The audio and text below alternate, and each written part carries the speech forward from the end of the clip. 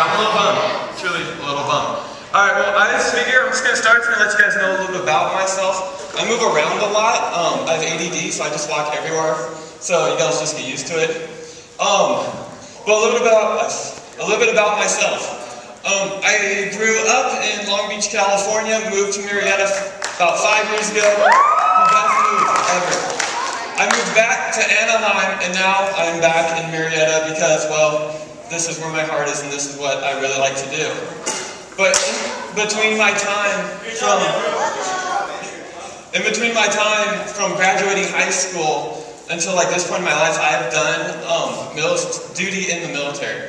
I've been deployed to Iraq twice, and so I just want to let you guys in on a little like story from my time in Iraq. So it was my second deployment, and my job was to keep security over the courthouse in Baghdad. What that means is it's pretty much the equivalent to their Supreme Court.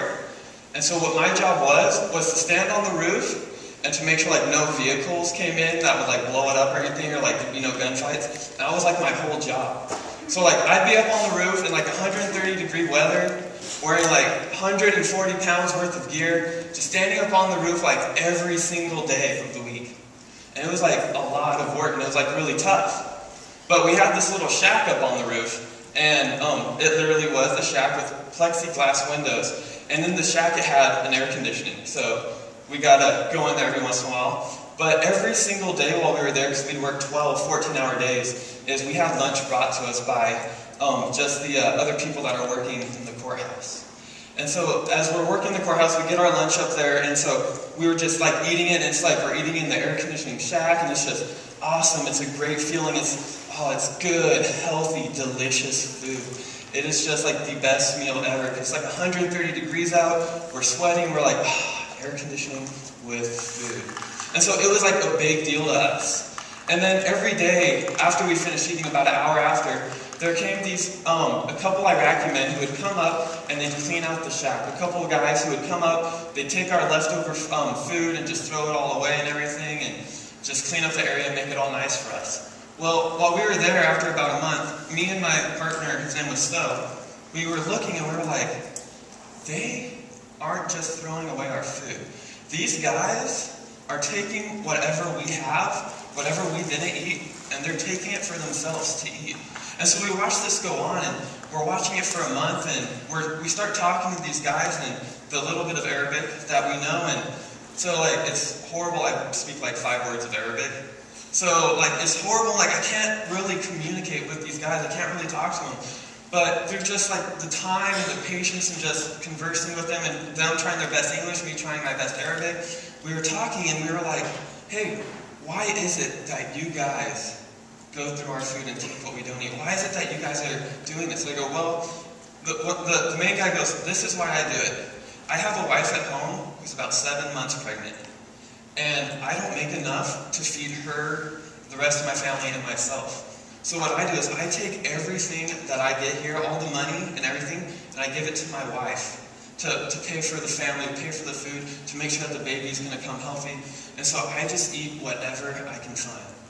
And so like that really touched me while I was there, and I was like, man, that's a tough story. That's a tough place to be in, where you have to make the choice, am I going to eat or am I going to take care of my family? Like that's a tough story, or like that's a tough choice to make. So me and my partner, like we love lunch. It's our favorite thing in the world. Like we love to eat. I love all types of food. And so like we're there and we're talking and we're like, what should we do? How can we help this guy out? And so we got to the point where we're like, you know what? In the morning, we get to eat breakfast. When we're done with our mission at night, we get to go eat dinner. So let's just give up our meal in the middle of the day. Let's give up the one thing that like is our favorite meal of the day, because you get like hamburgers, hot dogs, you get like some good food at this time. And let's just give it to this guy. Let's give it to these workers who are there, and let's just serve them. Let's just give them a little bit about what we have. So we do this, and we start like serving them, and we just give them our food. We stop eating lunch. We end up buying tons of Pop-Tarts, so we're living on Pop-Tarts up there, which breakfast of champions, lunch not so much.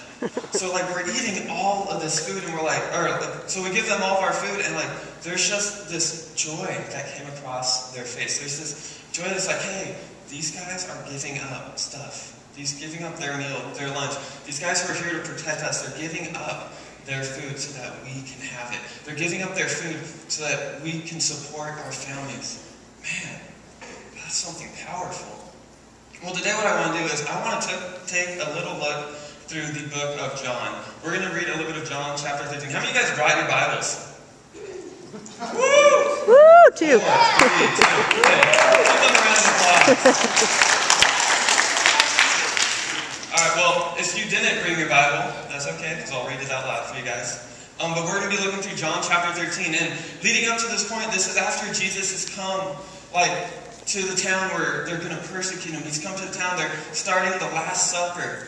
And so they're about to go, eat their last meal, and they're about to do all that. And so that's where we're going to pick up. So John chapter 13. We're going to pick up at verse 1. Alright. It was just before the Passover festival, and Jesus knew that the hour had come for him to leave this world and go to the Father. Having loved his own who were in the world, he loved them to the end. The evening meal was in progress, and the devil had already prompted Judas, the son of Simon Iscariot, to betray Jesus.